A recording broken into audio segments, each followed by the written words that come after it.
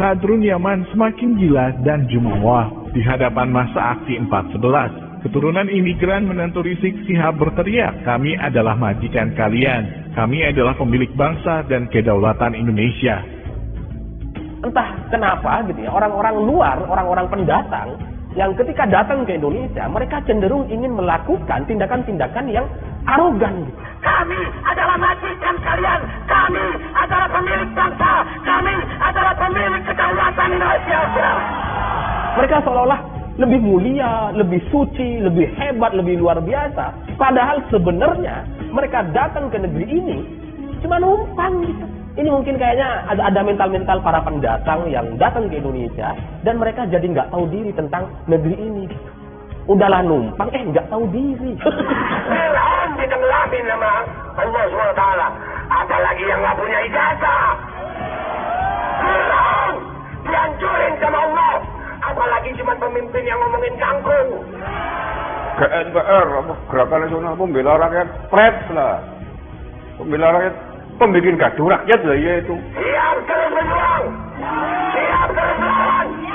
Tidak peduli ancaman. Kita akan melawan sampai ajal. Kami adalah majikan kalian. Kami adalah pemilik bangsa. Kami adalah pemilik kedaulatan Indonesia. Ini kan jadi masalah gitu. Dan kita perlu mengingatkan soal ini bahwa kalian itu cuma numpang gitu.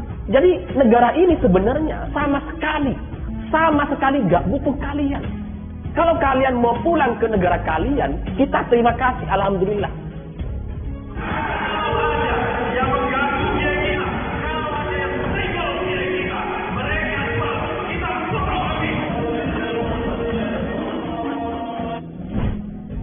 Aksi demo 411 pada hari Jumat kemarin menjadi bukti nyata bahwa kaum keturunan imigran Yaman benar-benar kaum yang sangat tidak tahu diri sebagai keturunan pendatang di negeri ini.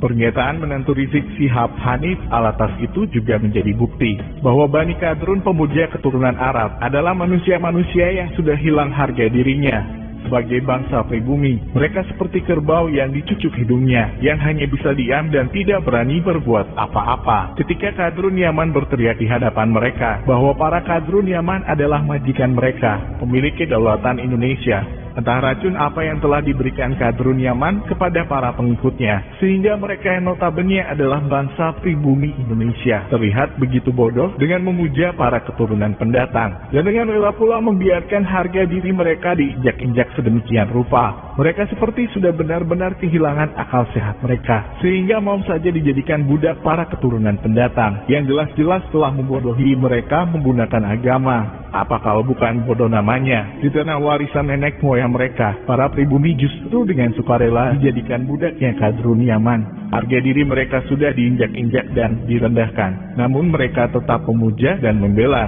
Padahal mereka sudah direndahkan martabatnya serendah-rendahnya sebagai manusia. Miris kita melihat hal ini semua. Melihat sebagian bangsa Indonesia terjebak dalam kebodohan yang diciptakan oleh para keturunan pendatang Kadrun Yaman. Perih rasanya melihat bangsa Indonesia direndahkan martabatnya, dianggap budak oleh keturunan kaum pendatang. Namun mereka tetap tidak sadar dan tetap konsisten dengan kebodohan yang sudah tertanam dalam diri mereka. Kadrun Yaman benar-benar telah memberikan pengaruh buruk terhadap kualitas hidup bangsa Indonesia. Keberhasilan Kadrun Yaman mempengaruhi sebagian bangsa Indonesia supaya memuja mereka, membuat kaum keturunan imigran itu semakin berani dan semakin kurang ajar terhadap kita bangsa pribumi. Kini mereka sudah terang-terangan berani mengatakan bahwa mereka adalah majikan, bahwa mereka adalah pemilik bangsa dan kedaulatan Indonesia. Terlihat jelas bahwa mereka bukan hanya ingin menguasai negara, tapi mereka juga ingin menguasai bangsa kita, ingin menjadi tuannya bangsa kita, dengan harapan mereka akan selamanya disembah dan dimuliakan oleh seluruh bangsa pribumi Indonesia.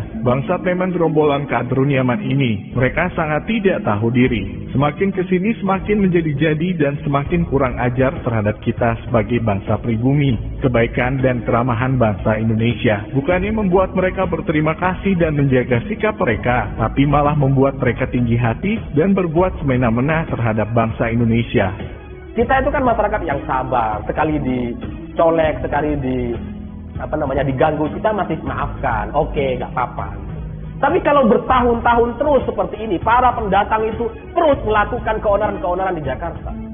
Ini mau sampai kapan kita biarkan? Mau sampai kapan kita melihat orang-orang arogan yang merasa lebih memiliki negeri ini gitu ya?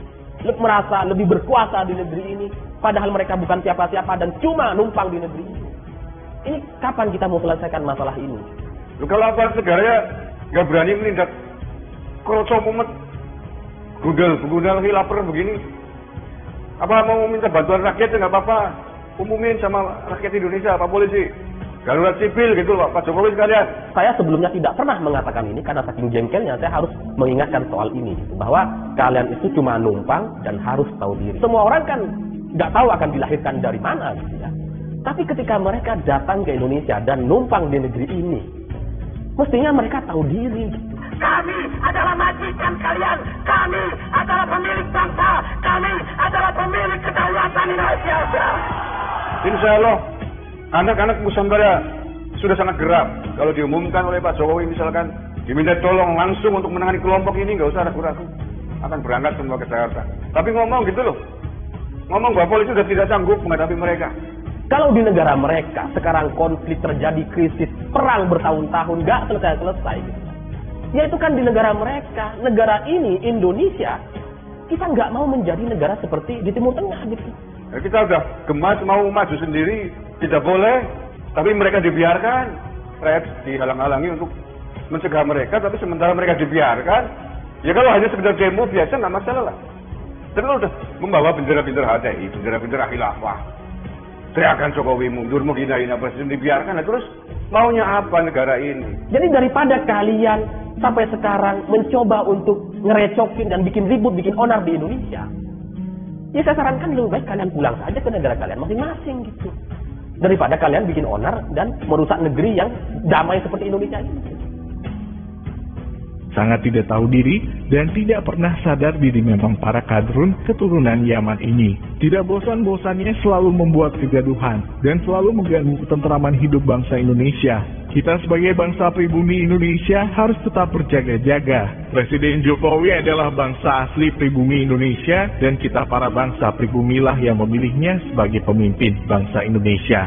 Maka jika ada yang ingin menyentuhnya, apalagi mereka hanya kaum keturunan imigran, bersiaplah, kita harus memastikan sejarah mereka di Indonesia tidak akan pernah ada lagi selanjutannya. Kita sudah cukup menahan kesabaran, sudah bertahun-tahun lamanya mereka menguji kesabaran kita bangsa Indonesia, dan sudah tidak perlu lagi kita menahan amarah. Mereka tidak pernah bersyukur atas kenikmatan Tuhan yang diberikan kepada mereka dengan ditempatkan di buminya bangsa Indonesia. Mereka telah beberapa generasi hidup di bumi Indonesia, tapi mereka tidak bisa menyatu dan tidak tertular keluhuran akhlak bangsa Indonesia. Gen jahiliyah bangsa mereka nampaknya tidak akan pernah hilang selama-lamanya. Maka wajar kalau mereka sangat tidak tahu diri dan sama sekali tidak tahu berterima kasih. Bahkan ada ulama yang dahulu para ulamanya memperjuangkan mereka supaya diakui menjadi warga negara. Sekarang pun mereka musuhi sejadi-jadinya. Cucunya para ulama yang berjasa atas kehidupan mereka, kini mereka musuhi dan mereka fitnah sedemikian rupa. Tidak ada seorang kiai, tidak ada seorang pejabat pakaian itu bawahan di parlemen, bawahan menyampaikan daripada persetujuannya Mbah Hasyim Asy'ari agar menyampaikan kepada Bung Karno agar warga negara Indonesia wabil khusus dari keturunan Arab dijadikan WNI keturunan Arab dari golongan Habaib berhutang budi sama Mbah Wahab